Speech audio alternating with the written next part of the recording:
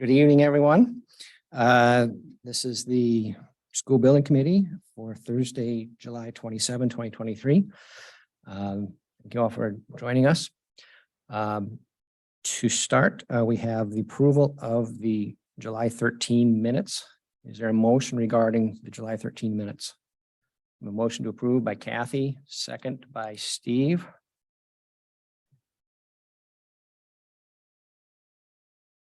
Any corrections? And all in favor of approving the July 13 minutes, please indicate. Any abstentions or opposed? Okay. That brings us to the opportunity for public input. Is there anybody here that would like to address the building committee? Okay, seeing none, we will move on. Before we go any farther, Peter, do you want to introduce the person to your left? Love to do that. So good afternoon, everybody. It is my honor and privilege to introduce our new principal of Mansfield Elementary School, Kate McCoy. Kate is a highly credentialed, well-recommended leader in Connecticut. Interestingly enough, she's had many experiences with school construction projects and knows many of the players that are in on this meeting and project. And so welcome, Kate. Here is the school building committee. And so please, if you want to say a couple words, you're welcome to do so. Thank you. I'm happy to be here and I love our new building, and I know building committee meetings don't need anyone talking any extra. So. Oh, okay. All right, great. Okay, that brings us into our updates. So Adam included a list of topics, and I don't know if Steve and Brian, if you got those, I don't know if we could just like go through them in order, might help us to keep organized. Yeah, that's fine. Okay, well, why don't we do that then? And then we can, whoever needs to weigh in on each topic can as we move through these. Update on the concrete threshold. The work is complete and it's been inspected by Mr. Ninto, accepted, no issues. So. Great. Say amen to them. Yeah. Yeah, I saw it. It looks great. So that's fantastic. And that's something then we can take off the list of items. Anybody have any questions on that or anything else to add? Retention basin. I don't know if Brian or Steve or if Richard or Adam should take the. I think the to not risk getting into the weeds, the prep for any potential rework. There's still so many questions surrounding this. I know Collier's even asking questions. So just a second, we got a lot of feedback here. I think it might be Chris. Chris, could you? Yeah, I'm sorry. It is me and I'm here, but I'm going to try to mute myself. Oh, there we go. Okay. All right. Thanks. Sorry to interrupt, Brian. Go ahead.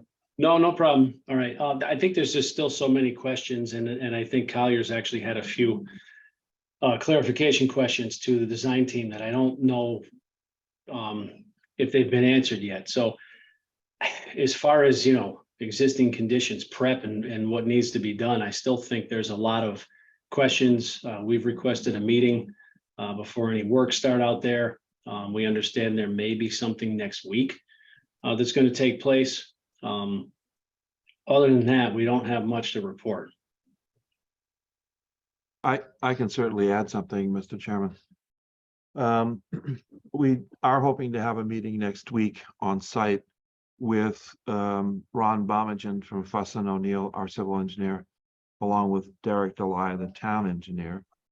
I know that there's been communication between both Ron and with Derek. Just to remind everybody where we left off, we issued a CCD, a construction change directive to Newfield, which Newfield, I believe, responded by saying, hang on, that seems a little bit overambitious. Someone referred to it as the nuclear option. So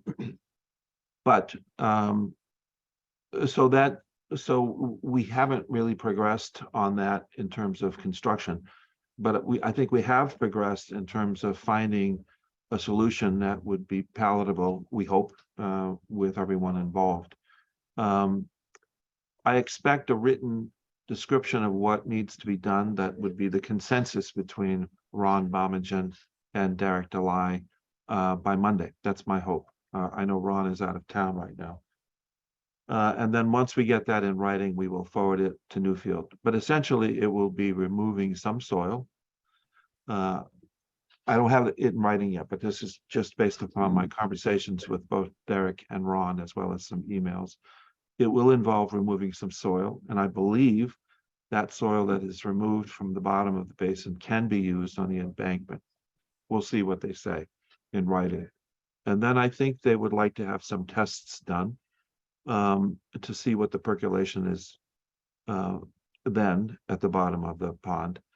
And then they would propose to add some riprap to extend the outfalls. I think there are 3 outfalls from the bottom of the basin. They would like to extend that riprap from those outfalls toward the basin center and to a full depth down to the underlying original layer.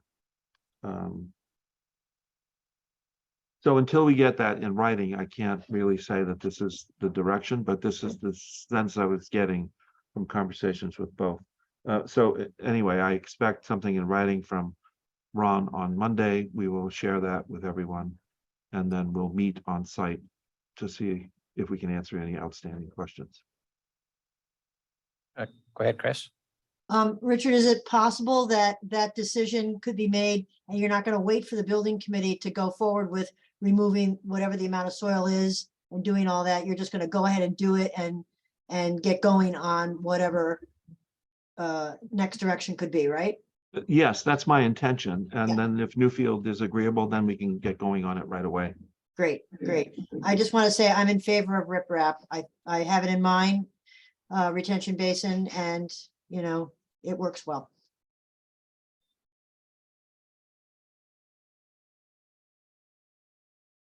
I want to elaborate here a bit based on just some of the interstitial meetings and things. So there was as Richard mentioned, there been some conversations between Ron from Fuss and O'Neill and Derek Delai. There was also a meeting prior to that on Monday to go over what the general consensus was. At that meeting, the initial thought was to do something more substantive insofar as full depth riprap. I think that's what like Chris McAvoy was thinking when she mentions that. Based on Richard or my earlier conversation today, it appears that there might be an alternative that Derek and Ron were discussing. I think as early as yesterday or earlier today or something to that effect. The one point that I'd make to the committee insofar as moving forward with something outside of having to wait for the next SBC meeting is any input on what that resolution looks like, because we've gone through a couple of different iterations. And at the last meeting, there was a lot of discussion and a lot of strong opinions about what should or shouldn't be done to the retention basin, whether it be soil, whether it be riprap, this, that, the other. Right now, as it stands, the CCD that is in force, if you will, basically involves removing all the soil, identifying any soil that is not matching spec, and putting all new soil back, or a combination of new soil and tested soil to basically match the conditions in the original drawing. Obviously, there's been discussions about instead having full depth riprap stone at the bottom to eliminate any drainage concerns. And then today I heard some discussion about perhaps having some removal of soil, but not full depth riprap at the bottom, but instead having full depth riprap only at the outlets and testing some of the soil at the bottom. So the point I'm making is that at this site meeting, what have you, the design team and town engineering will discuss items, but if there's any preferences that the SBC has, it would be helpful to know that now. So for example, If the SBC is not interested in waiting for test results to come back on whether or not the soil is good, that should be known now, so that way they don't get to Monday, come with the plan, and then at the next SBC meeting, they say, oh yeah, we're waiting for test results, and then there's a lot of pushback. Or what have you. I'm not trying to. Adam, I one was another. Steve at Newfield. Hey. Is the, just to kind of move it along, is the town aware of the maintenance program required for the designed installation? Early pumping of the pond, the removal of the sedimentation. I think if you let Brian share the screen, there's a protocol within the documents of what the town has to do every year. System as designed. I don't want to steer them in one direction, but it's my understanding they're looking for something a little less maintenance free. This is what's required by the town every year or 2 years. And that's including getting a vac truck at $4,500 a day and sucking out the silt that will get into that pond, no matter how it's vegetated and how the roots have been established. There will be silt that will get into that pond. And if you read this, and I'm not sure if Bill and Alan are aware of what they are going to need to do if we install the pond as designed. I just wanted to point that out. Right? Maybe steer the committee in one direction. There's a lot of maintenance here. And every year they need to, every 2 years, they need to collect 2 soil samples at each rain garden. The sample shall be tested using falling head permeability test to ensure infiltration rates are at least 5 inches per hour within the rain gardens. Restoration of the rain gardens may be required if results show rates less than 5 inches an hour. That means raking out the silt, putting in new topsoil type 3, seeding it and hoping that the seed establishes. I just want to point it out. That's a good point, Steve, and I think Alan and Bill are on the line to comment there. I will just add that maintenance and future infiltration rates was the key topic that Derek brought up in his discussions. And so far as meeting the 5 inches per hour is what he cares about from a stormwater standpoint. That's what the approval was there. So from that side of things, I can comment on that was discussed, but I don't know about Bill and Alan insofar as the ongoing maintenance. Yeah, and I would like to just briefly add again, we have requested, and I believe Brian and Steve are working on it. Because the plantings, the side plantings all around the detention pond haven't been established yet to the degree they need to be to control siltation. We are still looking for the landscape architect in Newfield's plan to establish all the appropriate plantings prior to doing work, because certainly we don't want to do work and have it immediately get silted up if we don't have the proper growth media in place, along with their plan for when we get to that point, what is their plan to drain the pond? So we are still looking for some information we requested from Newfield in advance of doing any work. We still have to get the surrounding planting materials established to spec. Scott, we don't disagree that they need to be established to spec. However, there is, I don't know if you're aware, there is soil stabilization matting around the entire perimeter of that pond as called for to help eliminate the concern for excessive siltation. So I think everyone needs to know that. We still do need to go back, and I'd say 50 to 60% of those banks are established with that wildflower mix, whatever that is, no-mow mix. The landscape contractor has agreed he does need to come back this fall when it will be able to germinate to help get some of that additional grass established. Sorry, I'm losing my train of thought here. As far as pumping out, we've got some ideas, but again, I think the environmental engineer of record needs to tell us how to do this. It's not simply just means and methods. we could give you some suggestions, but I don't really think it should be coming from us. I think the design team should tell us if we're gonna pump this thing down to do X, Y, Z. How do they want to see it? Where do they want to see it go?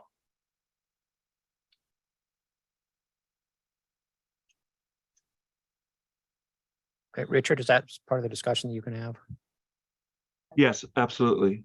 We did talk at one point, but I'm not sure that's in their plan or their narrative yet, is to do an excavation down to the original soil, because that is supposed to drain really well as a way to get rid of the water. But I don't have this in writing yet. So back to Adam's questions. Anybody in the committee have strong feelings about degree of riprap or anything like that? Go ahead, Steve. Yeah, I strongly feel we should leave this up to the professionals, not the committee. While I greatly regard my colleagues here, I don't think we have the technical expertise to figure this out. I think the frustration the committee feels, and I shouldn't speak for everybody, frustration that I feel is that we've been talking about the problem for a really long time, but we haven't really done anything. We don't have a plan how to fix it yet. We were sort of in the same spot we were 2 weeks ago. So I think that's why the committee's frustrated, or at least why I'm frustrated. We just want to know how we're going to fix it and that there's a plan, and we're still waiting on the plan. So it sounds like we're getting closer to a plan, but yeah. Chris McNamara had her hand up, and then Kathy. Thank you.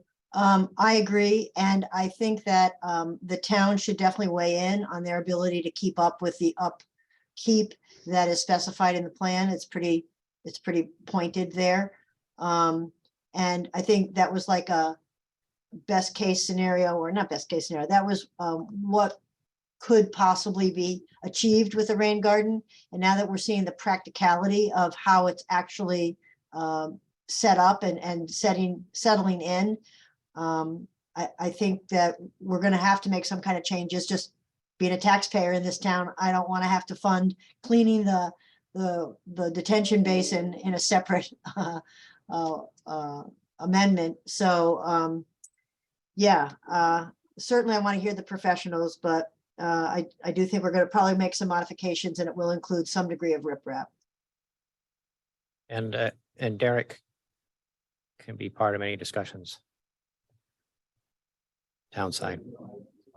Yes, definitely. Okay, any other, oh, Kathy, sorry. I just wanted to comment that I think because Chris McNamara has some experience with this, quite a bit, as a matter of fact, I think we should take advantage of what her opinion is on this about Okay. riprap, whatever that might be. And maybe issues with mosquitoes as well. Training will help a lot with that. Okay, yeah, oh, sorry, Peter.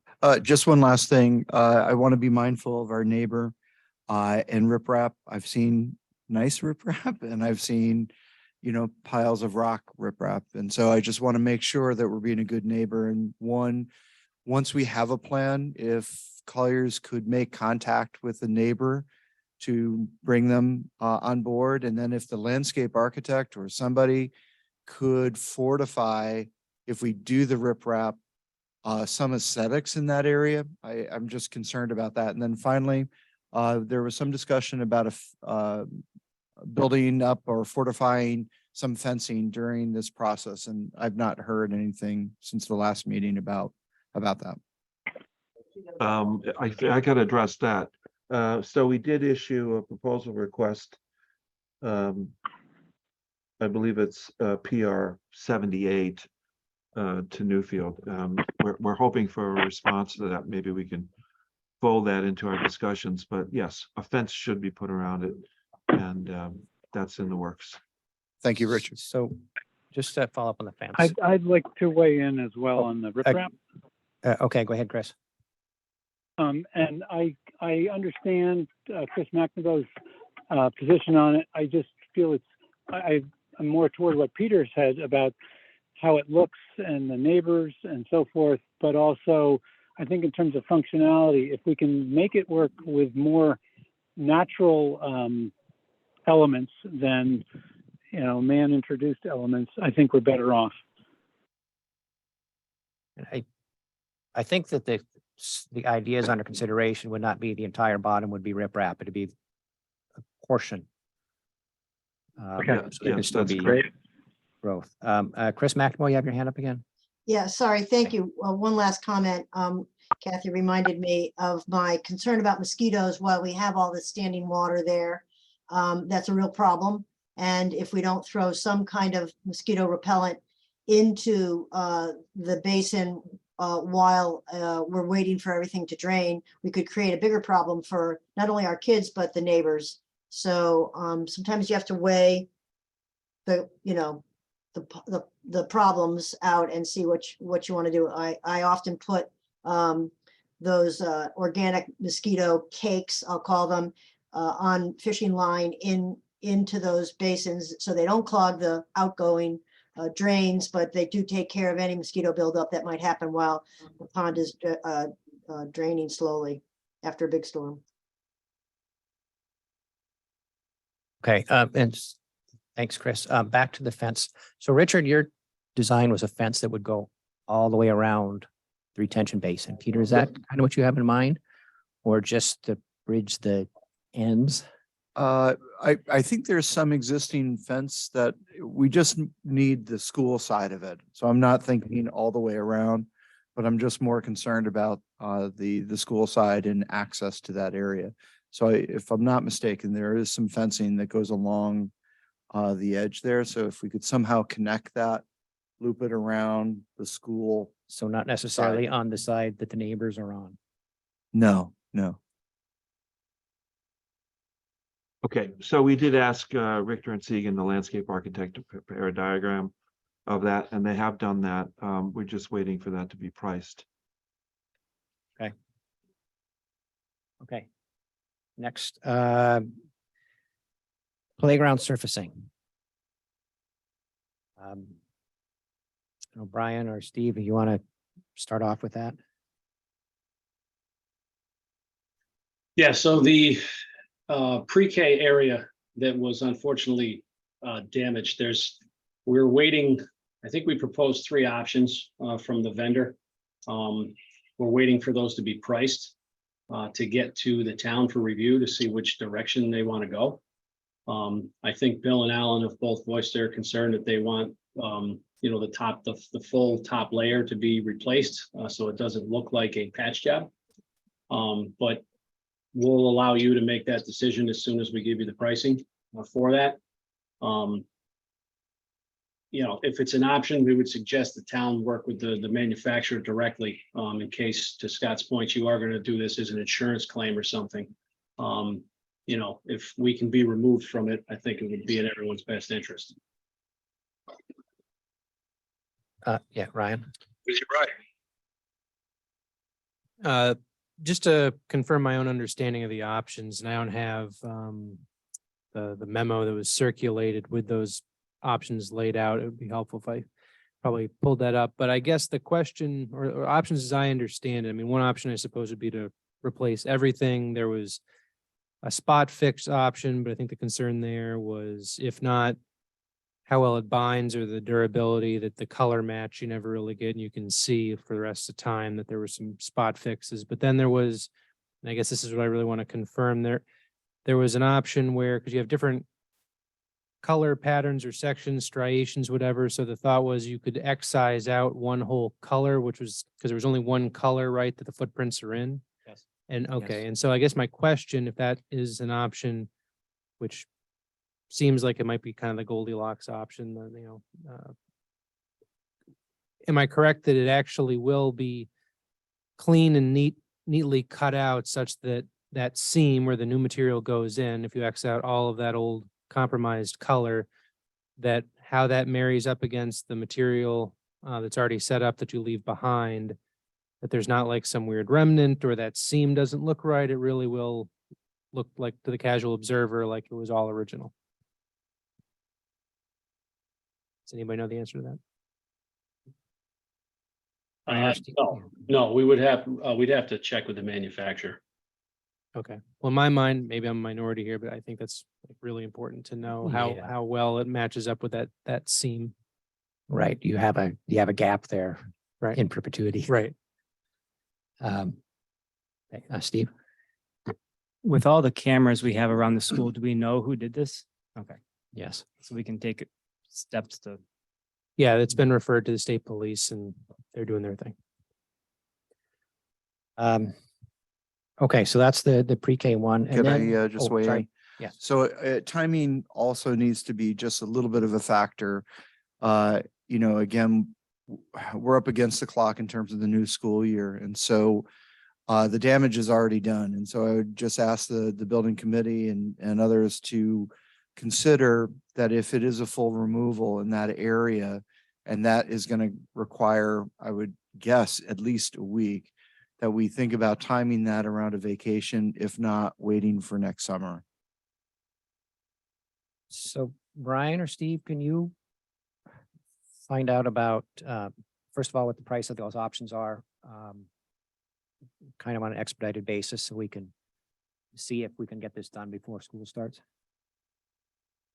Yeah, we'll reach out to the sub again tomorrow, try to get you that information, and then you can make a decision.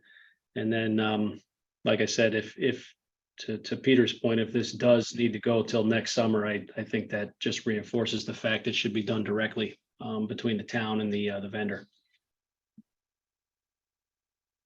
Okay, so we'll look for that information then. Thanks for following up on that. And then at the upper grades, there was a non-conformance letter that was sent from TSKP, went to Newfield, and I see Brian had a response this afternoon.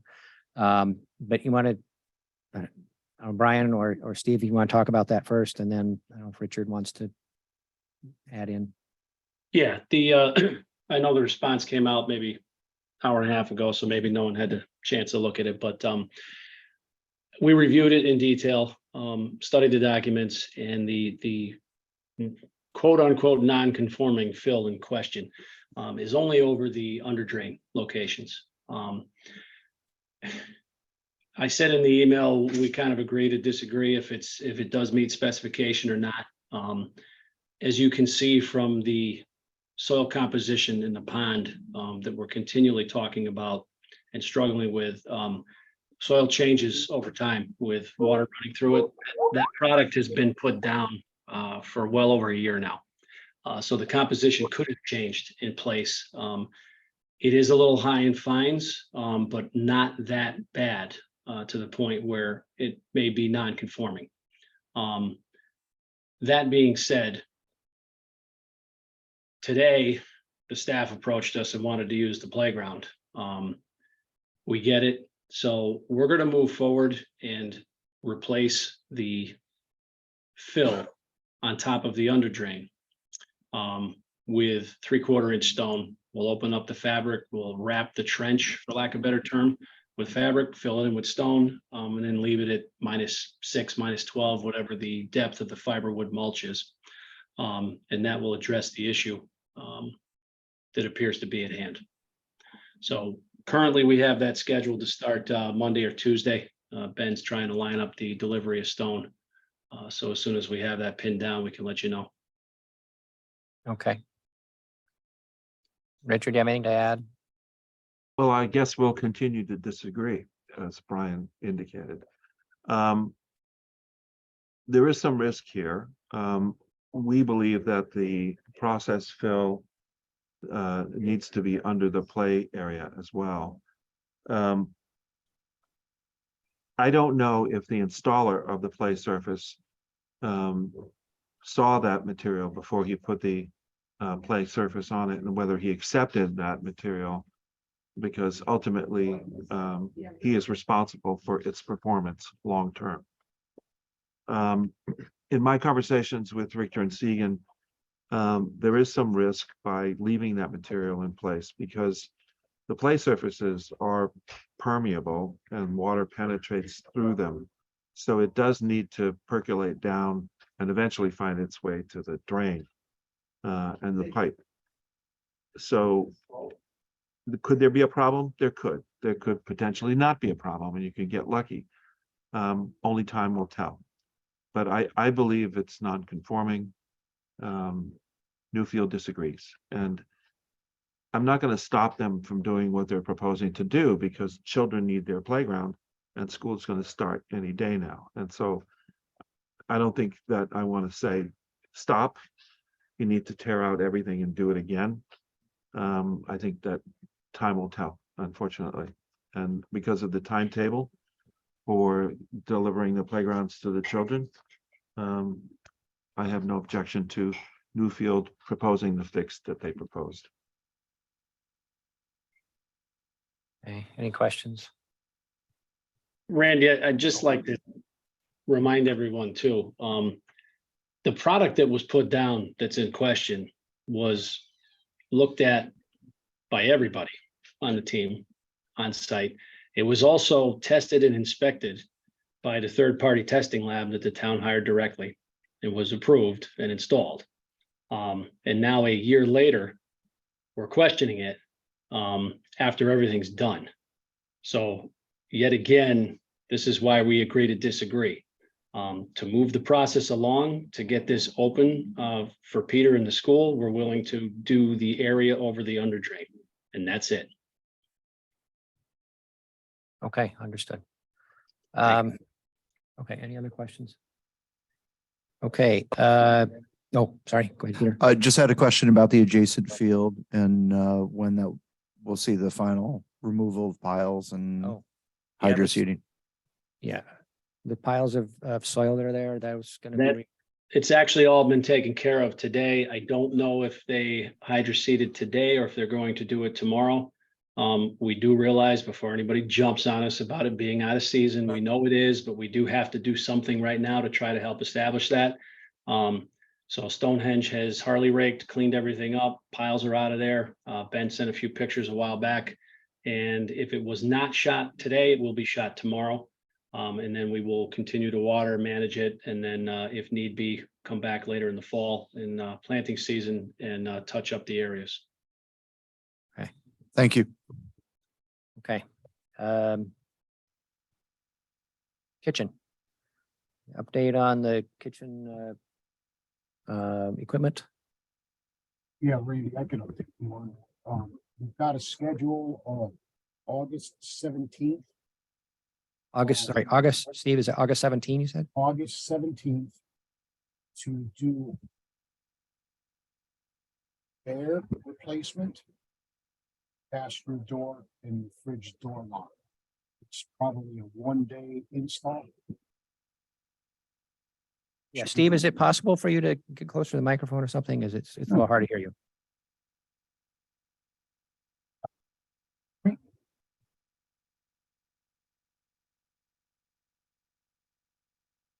You there, Steve?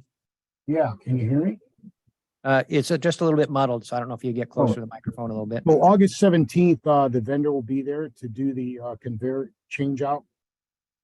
And also the pass-through door and fridge door lock. That I verified that he's got both things. And it's a one-day install, so we should have it up and running. Probably the 17th, it may be good to have your kitchen people there for the next day. Or while the vendor is there, maybe run some dishes through it and make sure that things are working right. So hopefully we can get that taken care of. Okay, I mean, that sounds good. We can, One day. yeah, One it's a day. one-day install. Yeah, great. Yeah. Okay, so August 17, before school starts. Yeah, and we'll give, Benny will give you updates on when, what time and all that. Okay, fantastic. Yep. Any questions on that? Okay. Heat pumps. So the factory is slow walking my request to replace the units. I'm pretty disappointed with the whole process and I've been going back and forth with the vendor, the contractor, the vendor and the factory. Kind of leveling our disappointment with this, but here's what they've done. They brought in a new control board for one of the problematic heat pumps. That control board was installed today. they want the old one back so they can look at it. And we want to see what the performance is of that heat pump with the replaced control board. Will determine that they need to do the other 2 or 3, I think, that are problematic control boards, or move in another direction, i.e. replace the units. And I've pressed on them in a series of emails that this is a high priority. We need to have something resolved. So Bill and Alan and their team don't have to keep resetting these heat pumps when school starts, but we're on it. But can't seem to get the factory to move any faster than where we've got them right now. Claim the factory has been, I'll read the email, looking at it now. Been responsive and knows this is a high priority. I will continue to chase them for updates in the resolution and will advise. And I basically told Norris and Ferris, who are the specified vendors for this product, that that's still unacceptable to us, and we'll keep you posted. It's moving in the right direction, but not as fast as you or Newfield would like to see it move. Okay, so the one that had the control board replaced, I guess you follow the performance of that one and see Yeah, if, they want to trend it, they want to look at the old board. Their claim to me is, well, if we replace the units, they could have the same issue that the units that we replaced have. And I keep telling them that I think these 4, I can't, there's a 2, 3, or 4, Bill, maybe you can help me there, that I consider them lemons and they should be replaced because the others work fine.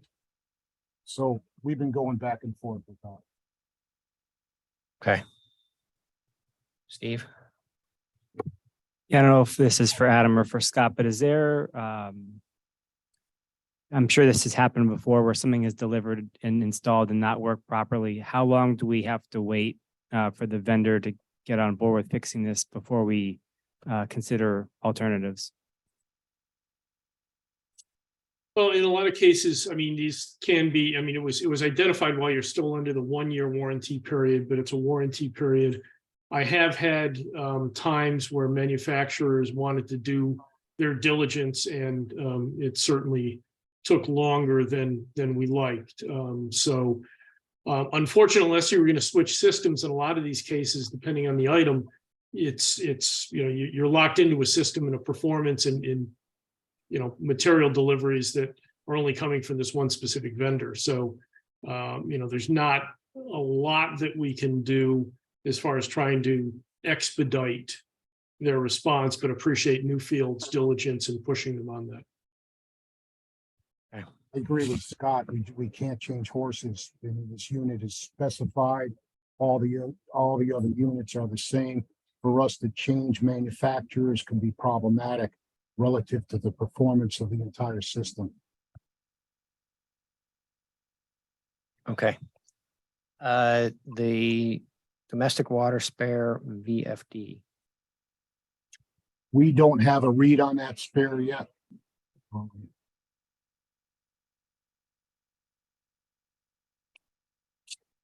Okay, I mean, that's something you're looking for. Oh, yeah. Okay. If it's not every day, it's every other day. We need an update. We need an update. Okay. Then the lightning strike.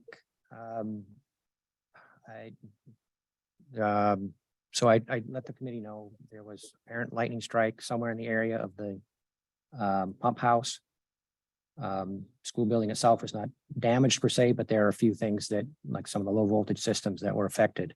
So I don't know who wants to describe their Adam or Richard. Yeah, let me jump in on that because I did have a conversation with John O'Connell. John is the electrical engineer for Kohler Ronan. He came out to the site, and I believe, Scott, you were there as well. He came out to the site with Craig Raza from Kohler Ronan, and they tried to investigate where there was a lightning strike. And they found no evidence of that, although I was told lightning works in mysterious ways. So even potentially a lightning strike that may have gone underground and then emerged in the pump house area.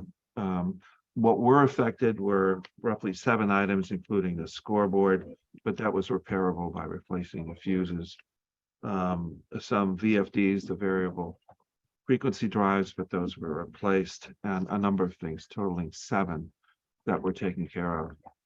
When Craig and John were on site, they did go up on the roof. They examined other areas. They found no evidence of any other damage. Nothing was affected on the photovoltaic panels, for example. They also concluded their review in this. They have a report that they've issued, and I believe it was forwarded through the Colliers to the chair, to you, Mr. Chairman. They have a recommendation at the conclusion of their investigation, which is to add a mast on the pump house with conductors down to ground, and provide lightning arresters on the panel boards. This was not part of the original scope of work. This is an after the fact decision. And I asked John, okay, I know you're an electrical engineer, you're not a contractor, but give me a ballpark estimate for doing this, these kinds of upgrades. And he thought it was about $5,000 to $10,000 to have it done. So I think we're looking to the committee for some direction on that. I see a lot of nodding heads, so I think we would want to find out exactly what it would cost and then consider moving forward with it. Okay. Brian? We'll issue a PR to Newfield. Okay, question, Ryan? I'm curious to know, so this is a very, we spend a lot of time talking about how this building is unique and different from, all the other buildings out there. It's the first net zero public, school in Connecticut. So it's very wired. There are a lot of electronics, a lot of highly sophisticated electronic, computerized systems in the building. So presumably, as a result of that, it would stand, and I'm not an electrician, I'm an electrical engineer, so I'm just a layperson here, but it seems as though when you have a building that wired, you're inherently, you have to design systems in a way to make it more resilient to potential lightning strikes. So I'm just looking for some high level explanation for what additional, buffering protections, et cetera, went into the design at the front end, given these systems that are somewhat unique to this building and would make us feel more pain if it is struck by lightning. So in the early days, when the project was being designed, lightning protection was one of the items that was discussed. And I believe there was a value of $50,000 placed on such a system. And it was quite frankly value engineered out in the early design phases. After all, from what I recall, the building is surrounded by tall trees. No other school in the district has lightning protection. I mean, what are the odds? So that was the nature of the discussion, and that's why lightning protection was value engineered out. Yeah, just to piggyback on what Richard provided, yeah, and Bill from the town was on site as well for the walkthrough. And yeah, it was discussed. We did pose the question to facilities, and we discussed it. It was a long time ago, but at the committee level. And yeah, no of the other existing buildings had lightning protection. Now, it should be noted, though, that if you even had air terminals on the building, we saw no evidence that the buildings were hit. So an air terminal or a lightning protection system per se on the buildings most likely would not have changed the outcome of this event.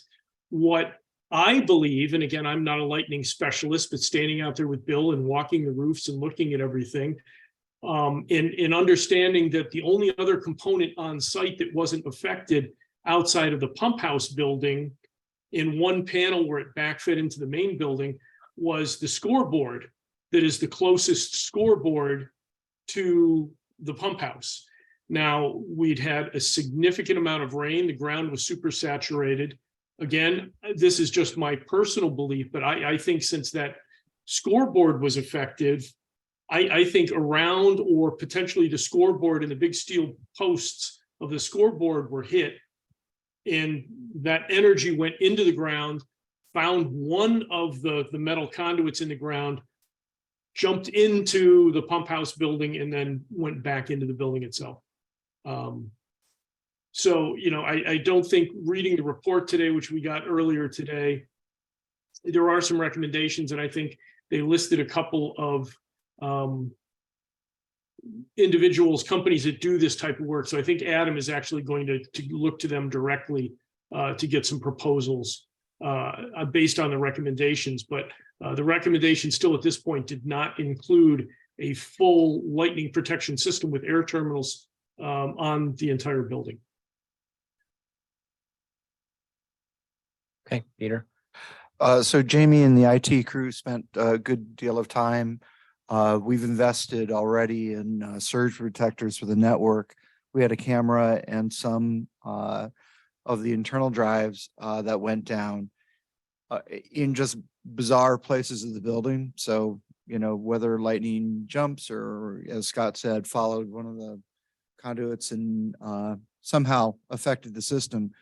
But it was clear that some of the systems did not have these network surge protectors. And so if there is some exploration, I think we need to look at it from a systemic point of view and not just water, power, but our security cameras were affected and there were some computers affected. And so the network itself is interconnected. And so just any way to avoid that would be helpful. We were fortunate that Jamie's team was able to do a lot of it and mitigate any costs, but we're worried about the future. But Richard, I don't know if that's something additional you'd want to take into account. Yeah, I'll discuss it with Cole Ronan. John O'Connell did tell me, even with lightning protection or the aerial that he has suggested to be put on the pump house, there just are no guarantees. Chris has her hand up and then. Yeah, I'll echo, there's no guarantees, but I lost 4 fire attenuation panels through lightning months after I built one building. So whatever we can do to put things on as best you can is definitely well worth it when you consider the cost of replacement of those kinds of items. Okay, so okay. So I would only suggest though, because surge protectors, I believe, are part of the technology equipment package. I'd have to check with Jamie, but if he wants to buy more surge protectors to protect equipment, that should be considered eligible for reimbursement. That technology equipment package was approved. So I can certainly talk to Jamie about that. Yeah. Okay, thank you. That would be great. Thank you. If the committee would allow, we have one more item on this list, which is cafeteria acoustics, but we're going to lose quorum before long, and I want to make sure we pay the bills first. So it's okay with everyone if we do that while we can still take votes. So Adam, do you want to agenda? Yes. Do those things? No problem. So the first section is the procurement, and there's no documentation for this. I sent an email to the committee explaining what the motion was with regard to TSKP's PO for $2,000 increase in order to address the payment of invoices and not have POs get accidentally closed out or something to that effect. So the only procurement item is that motion that's in the packet, which I can put on the screen here in a second, for TSKP's allowance. There's likely a more substantive effort coming through in that regard, but this is just to address it this month in this meeting. Okay, I know the committee has seen this. If there are no other questions, could someone make this motion? Hey, Madison. Mary's not here. Oh, Well, I know she's Mary's here. lurking I know online. here. Go ahead. Madison. I'll make a motion to approve an increase in the amount allocated to TSKP under Amendment 9 to their contract from $40,000 to $42,000 for ongoing construction administration services on an hourly basis under Town PO 76131. Okay, thank you, Madison. Is there a second? Steve, seconds. Randy, can I just ask a question? Yeah, go ahead. Adam, I was just confused by why it says in the heading, potential change orders, Newfield and procurement. It's a carryover for that section as it's been throughout all of our motions. So that way, whether there's PCOs or procurements, it's consistent. So it's just for consistency's sake amongst the other Okay. meetings. It's not, yes, this Thank this you. is Newfield's PCO. Okay, thank you. Sorry. Nope, it's okay. Okay, we have a motion that was made and seconded. Is there, sorry, all in favor? Any opposed? Okay, All right, and then the invoice packet that's been submitted for this month. Again, I'll share the screen here. Total of $44,085.48 invoices from Atlantic, who had some of the IT equipment, CES, the commissioning agent, Colliers, CT Water, who's been providing some water testing through facilities, TSKP, and Weston and Sampson, our stormwater monitoring agent.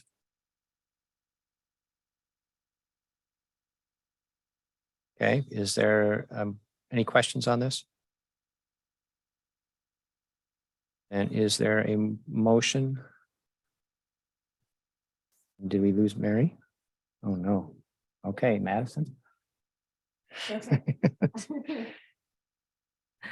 I'll make a motion to approve invoice packet dated July 27 to 2023, including invoices from Atlantic, CES, Colliers, CT Water, TSKP, and Weston and Sampson for a total approval of $44,085.48. Okay, thank you. Is there a second?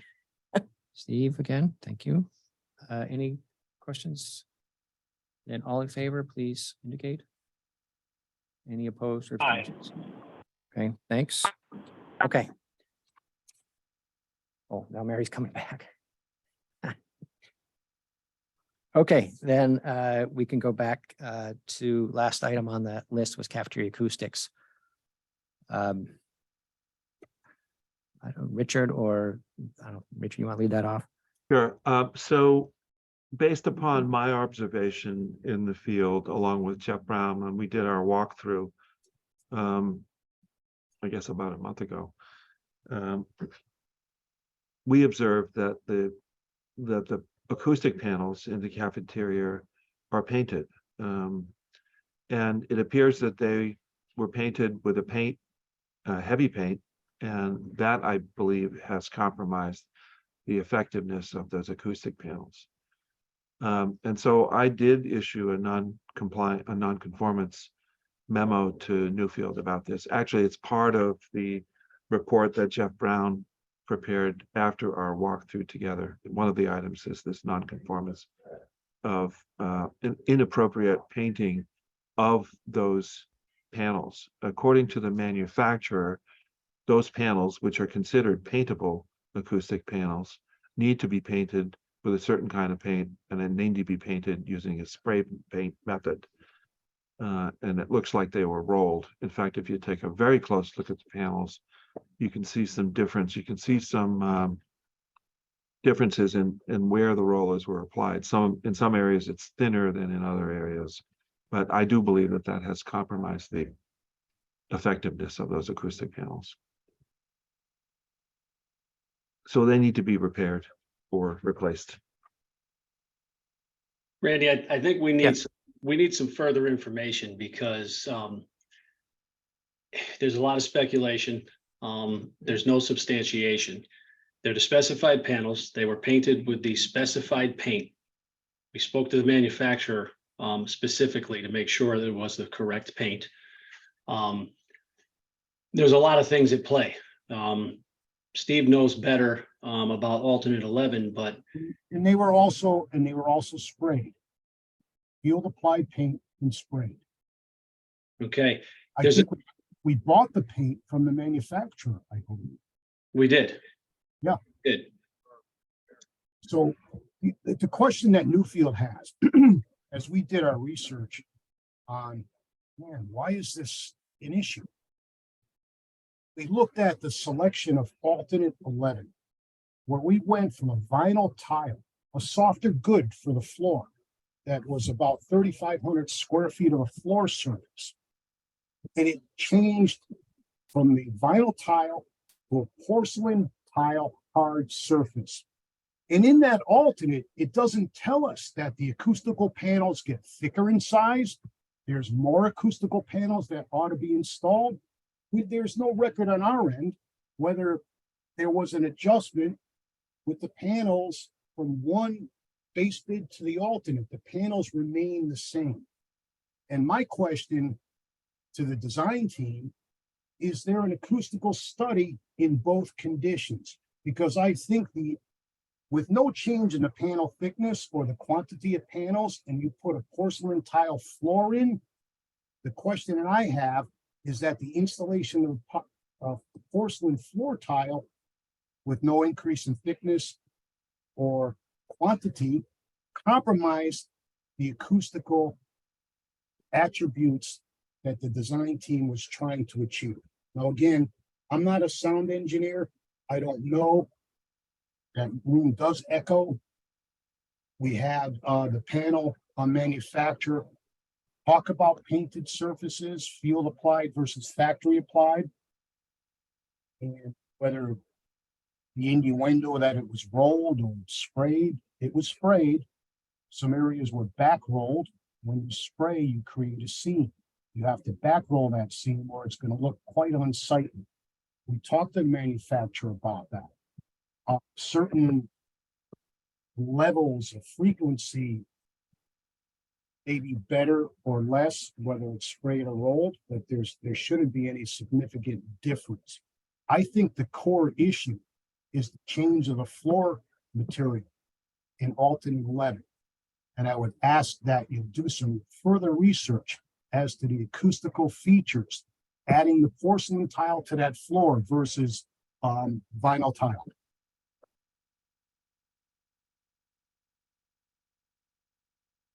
So I see Chris has a Randy, hand if up. I may. Oh, go ahead, Chris Kiefner, and then Chris McNabo, and then I don't know if Richard wants to. Thank you. I am thinking there must be, much as there, you can point an infrared gun or, measure at a surface, that there must be a way to specifically measure the acoustic qualities of an individual panel or even a section on a panel. And I'm wondering if that couldn't be done to see if it's within the manufacturer's expectations or specs having been painted. It's an interesting question. Let's, Chris McNabo, why don't you go next? Thanks. I understand that piece about the overspray, but there was a lot of specifics about the size of the nozzle and all the, the things that needed to happen for the panels to get sprayed, because there's a significant amount of places where there was perhaps drippage and it was rolled over.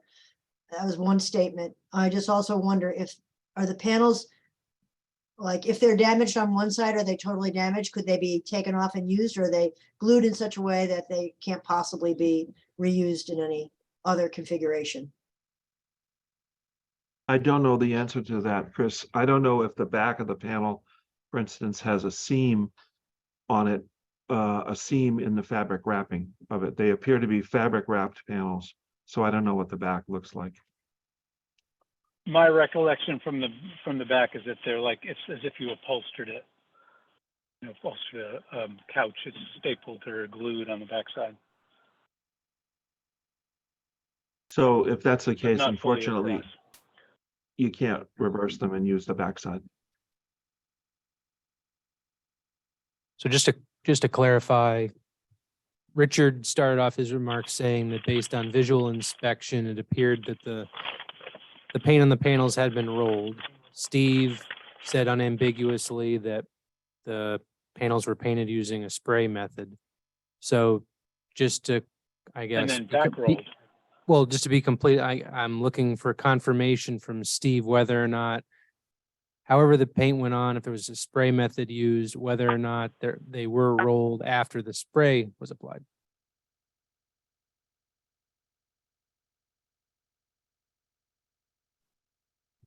They were sprayed in accordance to the manufacturer's recommendations in the spray pattern that shown within the submittals. And the overspray seams were rolled, so the entire panel was not rolled. It was only the seams of the spray, the overspray from layer to layer. Like a bumpy looking panel, just to flatten it out. That's a traditional method of spraying and back rolling the seams, and that's how things are done.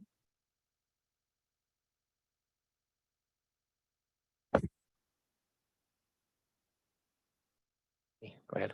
We've been talking about this as with many things for months now.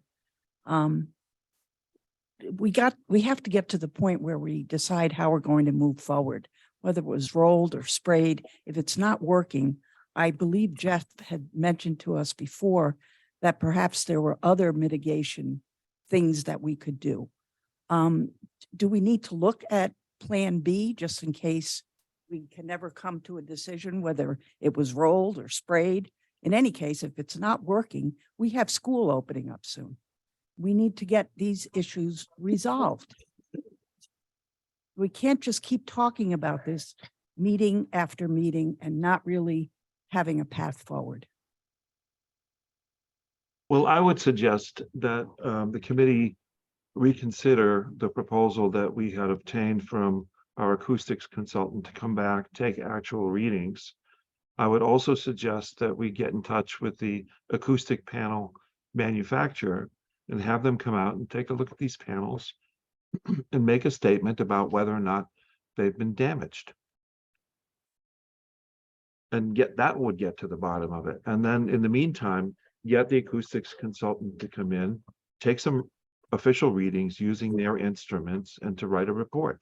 Whether they would recommend some supplemental acoustic material be installed, which is possible. That's something that Jeff, I believe, may have suggested previously. Yes, we can enhance the acoustic performance of the space, but it will take some effort.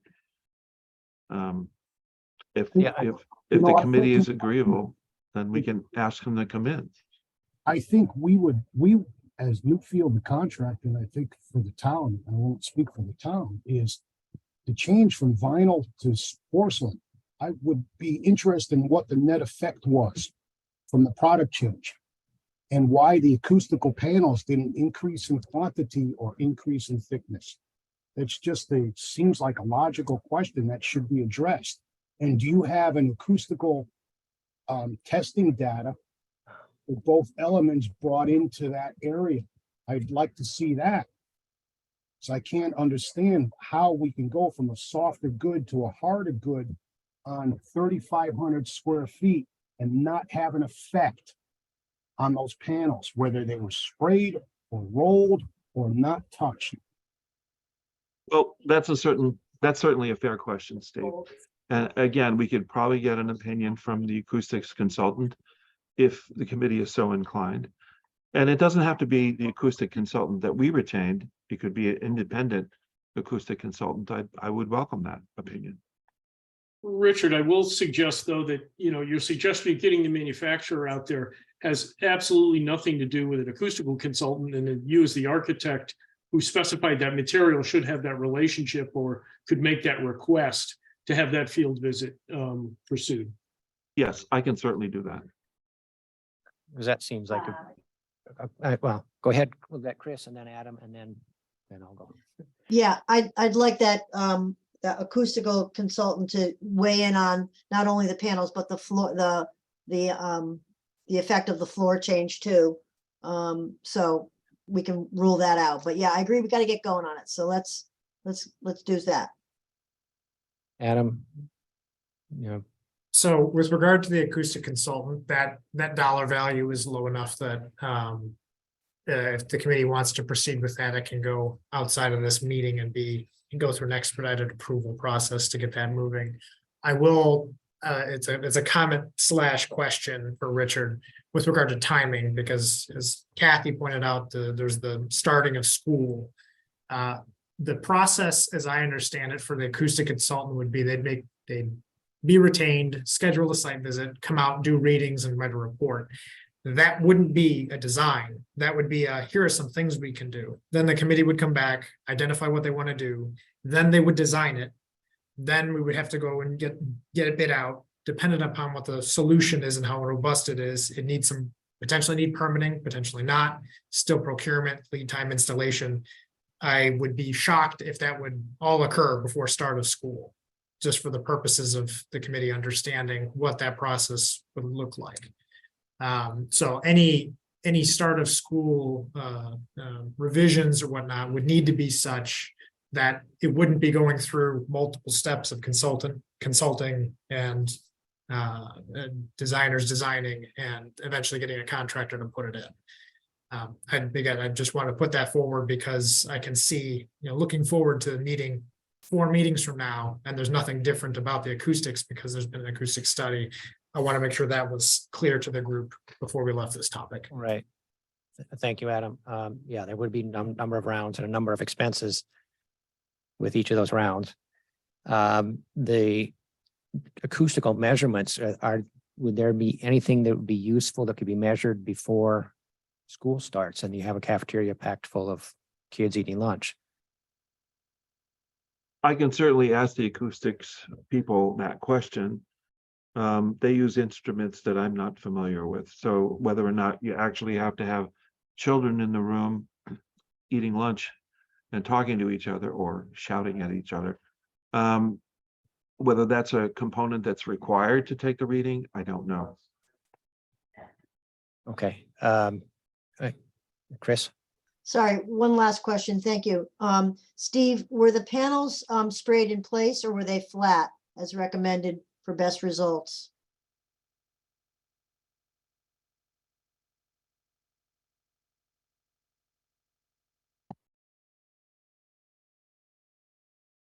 I need to I check. can tell you that I saw some of them being painted on the floor in the library.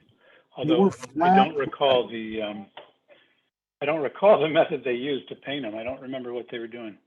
They were spraying them.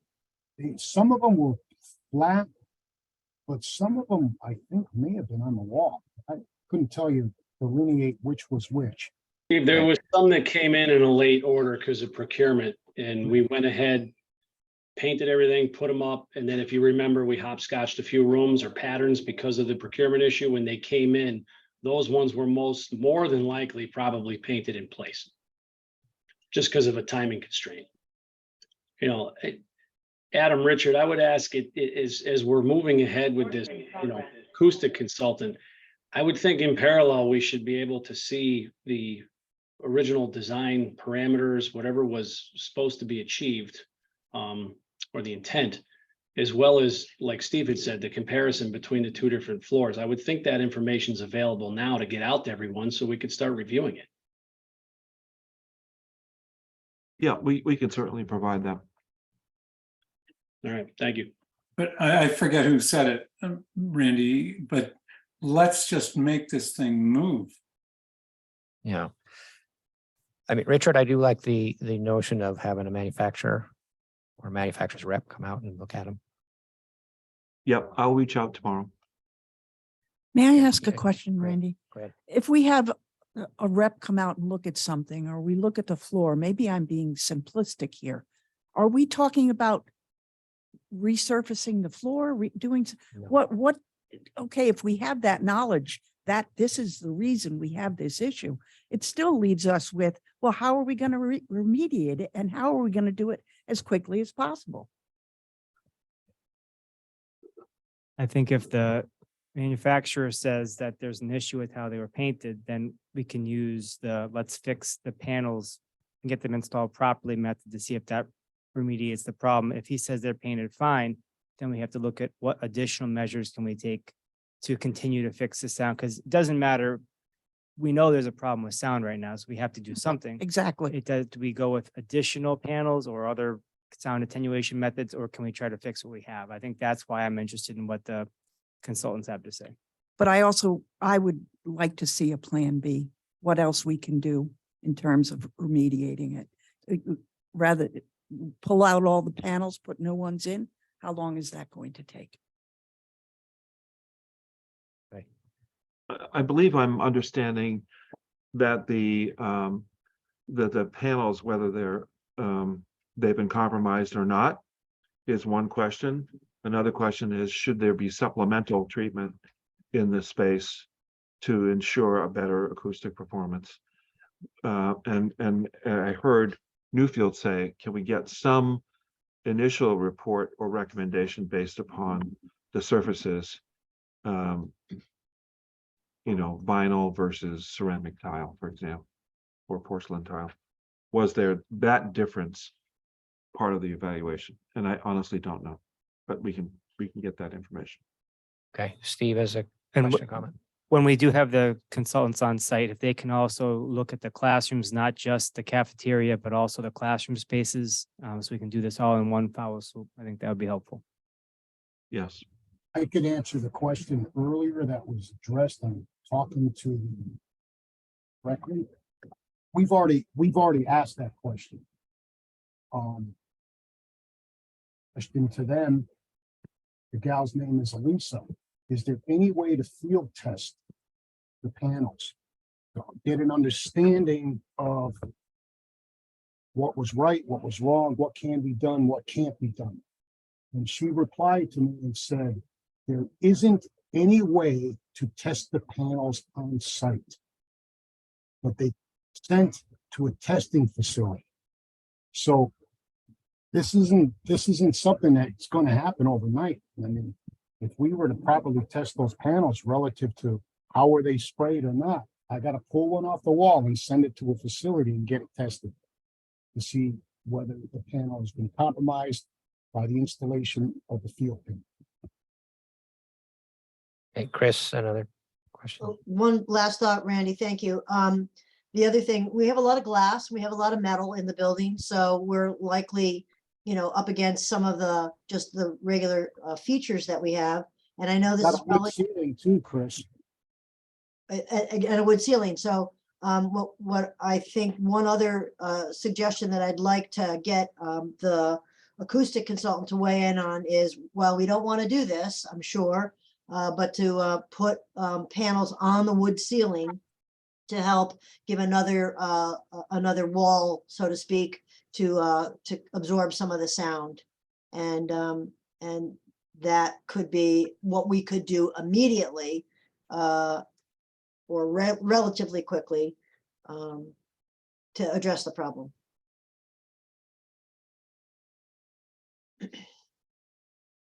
Okay, so. And I have one other oh, point. Go ahead, Chris. I'd like the acoustic people to answer, or perhaps Richard, but I think the acoustic people are the right ones. It had been my impression from early renderings that the ceilings in both the classrooms and in the main public parts were actually looking more like wainscoting or looking more like tongue and groove with a V groove paneling. And I had always felt that we've not only lost them aesthetics, but we perhaps also lost them some acoustic benefits by going to these big panels.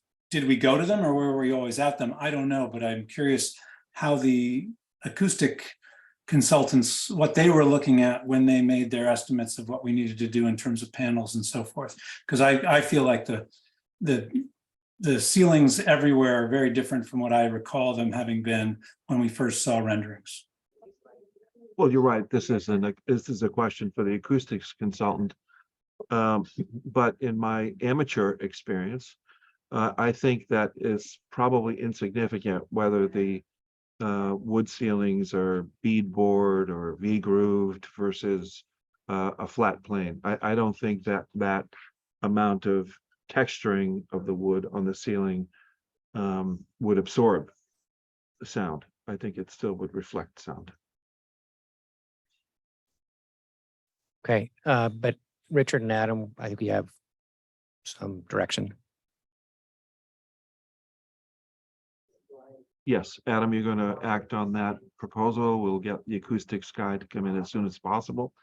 Tomorrow, I'm going to reach out to the acoustic panel manufacturer to see if we can't get a rep to come out and make a statement about what he sees. Yes, I'll work through the expedited approval. Okay. All right. Anything else? Oh, Peter. Just wanted an update on the sign and, is there a tree planted right where the sign was gonna go? Or is going to go? There's a little L bump in on the fence line Right. and there's a tree right there. So I wasn't sure if if the plan had changed or whether I'm thinking that the sign is going somewhere different. But we added that little L Yes. because of the sign.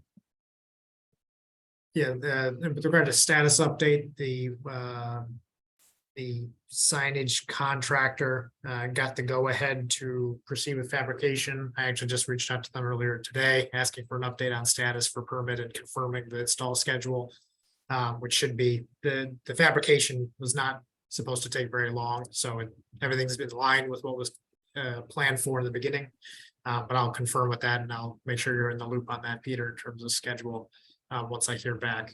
Insofar as the tree and the bump out, there was not supposed to be a tree in the way. There was a tree in the area, but that said, that's a good question. I'll make sure that the contractor reviews where that tree is located and make sure that wasn't in the way.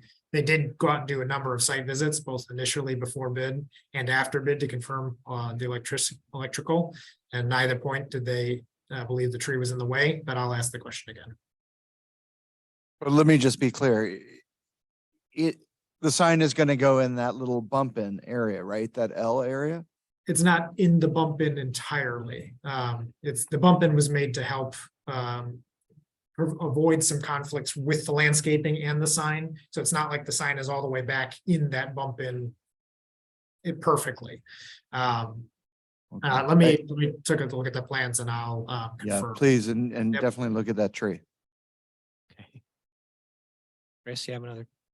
Yeah, I just, what's going on with the site fence finish that we saw several pictures of places that it was failing and some places where it had been painted in a kind of quick, not smooth way? Thanks. You're right. That was in the report that Jeff wrote after our walkthrough. That fence was field painted, and that paint is failing. So we wanted to cite that in the report. Well, let's be clear. The paint's not failing. There's a few scrapes in it. Okay. It's been identified. The contractor's been notified, been sent the punch list from TSKP. And Ben, I believe, is meeting them out there next week to go through. They may already be done, Chris, I'm not sure. If they had an opening and the weather held, they were going to try to get there yesterday or today. But we'll check tomorrow when we're up there. Thank you very much. Okay. Okay, any other questions? Okay, then that brings us to adjournment. Is there a motion to adjourn? Steve, second, Chris Kiefner. And all in favor? And we'll see you next time. Thanks, everybody. Thank you, Randy.